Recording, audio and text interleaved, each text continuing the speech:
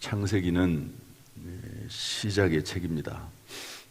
태초에 하나님이 천지를 창조하시니라. 하나님께서 온 우주 만물을 창조하신 전능자이시라고 하면 우리가 낙심할 일이 무엇이 있겠으며 염려할 일이 무엇이 있겠으며 또 우리가 우리의 인생을 스스로 포기할 이유가 무엇이 있겠습니까? 하나님께서 우리와 함께 하시고 동행하시고 늘 우리를 도와주신다는 사실을 믿고 늘 주님과 동행할 수 있기를 주님의 이름으로 축복합니다. 노아의 이야기로 넘어옵니다. 이제 아담과 하와의 이야기가 마치고 기쁨의 땅 에덴 동산에서 쫓겨난 다음에 땅에 사람들이 많이 이렇게 번성하죠. 그런데 다 죄악 가운데 있어서 하나님께서 홍수로 다 쓸어버리시기로 작정하셨습니다. 그러나 노아는 여호와께 은혜를 입었더라, 이렇게 되어 있습니다. 한번 따라서 하시죠. 그러나 노아는 은혜를 입었더라. 우리 9절 말씀 읽어보겠습니다. 9절 말씀 다 같이 시작. 이것이 노아의 족본이라. 노아는 의인이요 당대의 완전한 자라. 그는 하나님과 동행하였으며. 다 멸망당했는데 노아와 그의 가족들만은 하나님께서 구원하시죠. 하나님께서 건져내십니다. 왜 그렇게 됐을까? 하나님은 어떤 사람을 건지시고 구원하실까 하는 건데요. 첫 번째로 보면 이렇게 되어 있습니다. 8절인데요. 어제 읽었던 말씀인데 그러나 노아는 여호와께 은혜를 입었더라, 이렇게 되어 있습니다. 그러니까 은혜를 입은 사람이 구원을 받습니다. 최종적으로는 그리고 결과적으로는요, 은혜를 입은 사람이 구원을 받고 하나님의 복을 누리게 되어 있습니다. 어떤 설교자가 이 은혜에 대해서 이렇게 해석을 했습니다. 은혜란 특혜다. 한번 합시다. 은혜란 특혜다. 영적인 면에서 볼 때 은혜를 받았다고 하는 것은 뭐냐면요, 하나님의 특별한 은총을 받았다, 하나님에게 영적으로 특혜를 받았다, 이렇게 볼 수가 있는 것이죠. 왜냐하면 하나님께서 건져주시기 때문에 그렇습니다. 하나님께서 먼저 찾아오시기 때문에 그렇습니다. 여러분, 사도 바울이 예수 믿는 사람들을 잡아 죽이는데 앞장선 사람 아닙니까? 그런데 다메섹으로 그날도 예수 믿는 사람들을 잡아 죽이러 가는데, 체포하러 가는데 예수님이 나타나셨습니다. 사도 바울은 예수님을 찾지를 않았어요. 예수님이 구원자이심을 믿지도 않았습니다. 이단이라고 생각을 했습니다. 그리고 예수 믿는 사람들은 다 미련한 사람들이고 예수 믿는 사람들은 다 잘못됐다고 생각을 했던 것이죠. 그런데 어떻게 됩니까? 예수님이 먼저 찾아가셔서 사도 바울을 부르시는 것을 볼 수가 있습니다. 전적인 하나님의 은혜죠. 이것을 보면 또 이렇기 때문에 사도 바울은 평생 하나님의 은혜만을 강조합니다. 나의 나 된 것은 오직 하나님의 은혜다라고 말씀하고 있거든요. 결과적인 이야기는 하지만요, 결국 구원은 또 하나님의 복은 하나님의 은혜를 입은 사람이 받는다고 볼 수가 있습니다. 오늘 저와 여러분이 새벽에 나와서 앉아있는 이유도 하나님께서 은혜를 베풀어 주셨기 때문에 이 자리에 나온 줄로 믿습니다. 주일날 그냥 예배 한 번 드리는 거 물론 그것도 귀한 일이죠.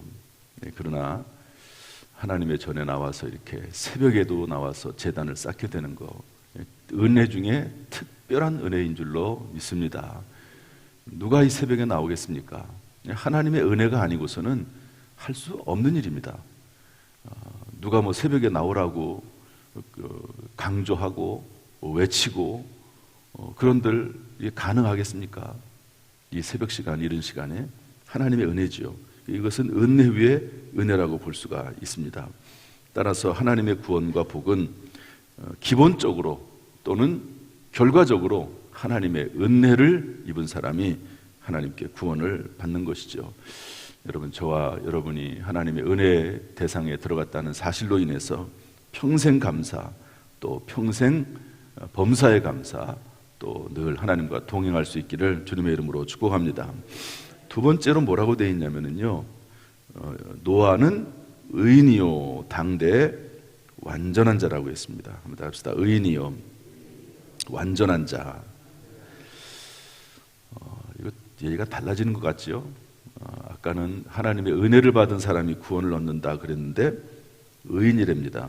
당대 완전한 자라고 말합니다. 우리는 이 말씀을 잘 해석해야 됩니다. 성경 로마서로 가면 뭐라고 되어 있냐면 모든 사람이 죄를 범하였음에 하나님의 영광이 이르지 못하더니 이렇게 되어 있거든요. 모든 사람이 다 죄인이라는 거죠. 그런데 여기 뭐 의인이라는 말이 나오는데 우리가 이 의인을 해석을 잘 해야 됩니다.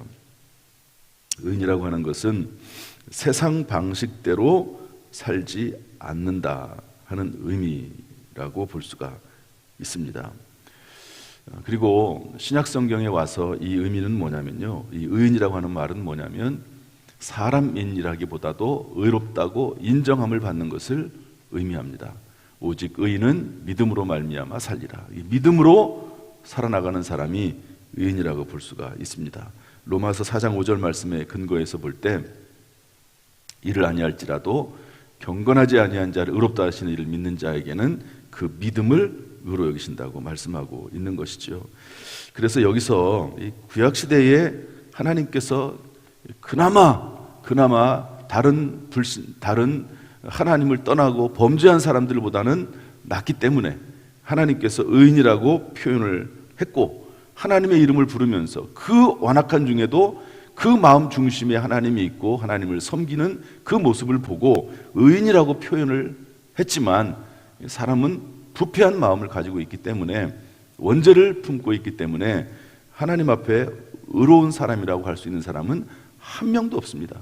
그런데 하나님께서 그러한 인간을 충분히 이해하시고 예수 그리스도를 통해서 예수 그리스도를 믿는 자는 의롭다고 하셨다는 사실을 여러분 오늘 말씀을 통해서 다시 한번 확인하시기를 바랍니다.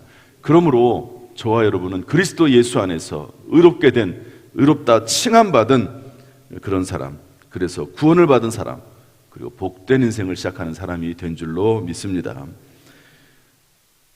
마지막 세 번째로는 뭐가 있냐면요, 그는 하나님과 동행하였으며, 이렇게 되어 있습니다. 하나님과 동행하였으며, 이것은 하나님 관계거든요. 이것은 하나님께 예배드렸다는 말입니다. 제사드렸다는 말이고요, 영적인 의식이 있다는 말이고, 그리고 하나님을 의지했다는 말이고요, 자기 마음대로 살지 않았다 하는 의미입니다. 여러분 부부가 서로 결혼해서 사는 것은 동행하면서 사는 거잖아요. 그렇지 않습니까? 부부가 동행하면서 사는 것이 부부가 사는 겁니다. 동행하지 않으려면 뭐하러 결혼합니까? 의미가 없죠. 동행이라고 하는 것은 내 맘대로 하지 않는 것을 의미합니다. 그러니까 하나님과 동행했다라는 말의 의미는 하나님과 함께 했다는 말이고요, 내 맘대로 하지 않았다는 거죠. 세상 사람들은 전부 내 맘대로 하는 거예요. 내 맘대로, 내 뜻대로, 내 생각대로, 내 계획대로. 그러니까 다 타락하고 하나님이 참고 참다 못해서 다 쓸어버리기로 작정할 때까지 그렇게 악한 일을 행하는 겁니다. 동행이라고 하는 것은 내 맘대로 하지 않는 거예요. 동행이란 내 맘대로 하지 않는 것이다. 최근에 저희 집사람이, 아내가 어떤 일에 대해서 저에게 아주 강하게 요청을 했어요. 제가 안 된다고 했습니다. 그런데 뭐라고 얘기하냐면 내가 죽으면 죽으리라는 심정으로 얘기한다고, 그러면서 또 얘기하더라고요. 참 목숨 걸 일도 많죠. 어쨌든 본인은 중요하게 생각을 해서 죽으면 죽으리라는 심정으로 얘기하니까 꼭 좀 이렇게 하시라고 그러더라고요. 그렇게까지 얘기하는데 그걸 안 들어주면 되겠습니까? 그래서 알았다고, 그렇게 하자고 그랬던 기억이 납니다. 부부라고 하는 것은 내 맘대로 하지 않는 거죠. 구역 식구들끼리 한 가족이지 않습니까? 그러면 각자 자기의 마음대로 하지 않고 서로를 살펴가면서 함께 나가는 겁니다. 교회도 마찬가지죠. 교회도 물론 이제 하나님께서 특별히 주시는 음성이 있다고 하면 몰라도 교회도 동행하는 거잖아요. 우리 당진성결교회가 성도들이 함께 동행하는 거잖아요. 그러면 담임 목사는 장로님들과 함께 동행을 하고 자기 마음대로 하지 않고, 또 성도들도 마찬가지입니다. 자기 마음대로 하지 않고 서로 동행해 가면서 그렇게 살아나가는 거죠. 그리고 충분히 서로 납득하고 이해하고 참아주고 인내해주고, 사람이 완벽하지 않기 때문에 실수도 많고 흠도 있지만 그런 것들을 서로 인정해 가면서 서로의 실수와 허물을 인정해 가면서 동행하는 거, 함께 하는 거, 자기 마음대로 하지 않는 거, 이것을 동행이라고 합니다. 동행. 그런데 아담이 아니죠. 노아는 하나님과 동행했다는 겁니다. 여러분들 동행해야 될 사람이 누가 있습니까? 그 동행해야 될 사람, 하나님께서 동행하라고 묶어주신 그 사람들과 함께 할 수 있기를 주님의 이름으로 축복합니다. 이전에 제가 이런 말을 한 적이 있어요. 사랑이 깨진 것이 아니라 이제 진짜 사랑을 시작할 때가 된 것이다. 부부간에 서로 좋을 때 서로 사랑하며 살았잖아요. 부부간에 교인들끼리도 서로 마찬가지입니다. 구역 식구들 간에, 또 목사와 담임 목사와 성도들 사이에 좋을 때도 있잖아요. 그런데 그렇지 않을 때도 있습니다. 그러면 사랑이 깨진 것이 아니라, 사랑을 깨뜨려 버리는 것이 아니라 온전한 사랑, 진짜 사랑을 할 때가 됐다. 그러면서 동행하는 거죠. 동행하는 거 아닙니까? 그런데 하나님은요, 어쩔 수 없어요. 하나님을 계속 떠나고 하나님을 배신하고 배반하고, 하나님께서 어떡합니까? 기다리긴 하지만 이게 동행이라고 하는 것은 일방적일 수가 없습니다. 일방적일 수가 없어요. 함께 하는 거지, 동행이라고 하는 것을. 그러니까 서로의 마음을 모으고 뜻을 모으고 서로의 허물과 약함을 인정하고, 그러면서 동행하게 되는 것입니다. 그랬더니 어떻게 됩니까? 하나님께 은혜를 받고 하나님께서 완전한 자라고 인정해 주시고, 그리고 그 땅에 흩어져 있는 사람들이 다 홍수로 말미암아 쓸어버리는 때에도 하나님께서는 그 사람을 살려주시고 구원하시고 복된 인생으로 만들어 주신 줄로 믿습니다. 이런 은혜가 우리 모든 성도들에게 충만하기를 주님의 이름으로 축원합니다. 할렐루야. 기도하겠습니다. 우리 가슴에 손을 얹고 아픈 부분에도 손을 얹으시죠. 은혜와 사랑이 풍성하신 아버지 하나님, 오늘 노아의 이야기를 들었습니다.